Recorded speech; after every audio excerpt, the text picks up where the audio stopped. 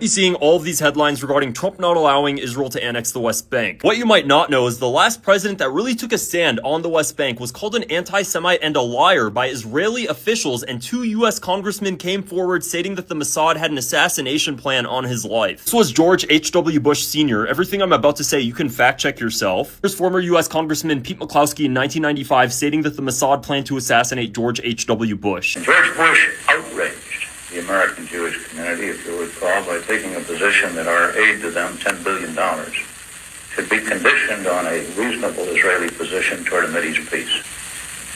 Victor Ostrovsky spoke out and said that the President of the United States is subject to the possibility of assassination around Mossad hit team when he goes to Spain at an international convention. By that willingness to speak out, he may have saved the life of the President of the United States.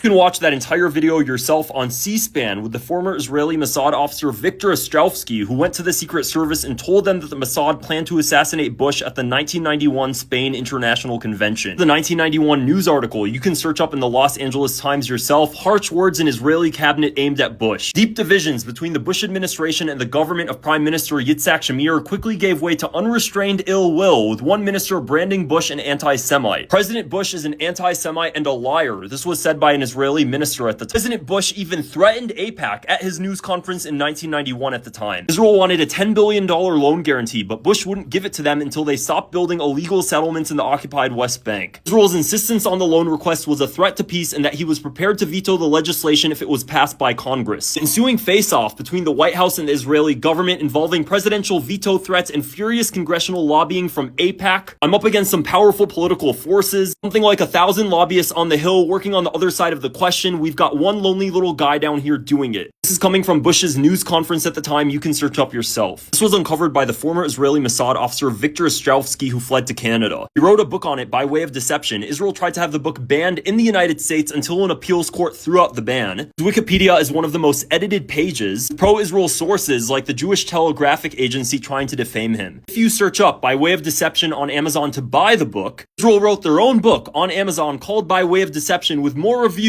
to confuse people about which one's the actual book. I did an entire video on this assassination attempt in more detail. If you scroll down to my profile last year, you'll be able to find it.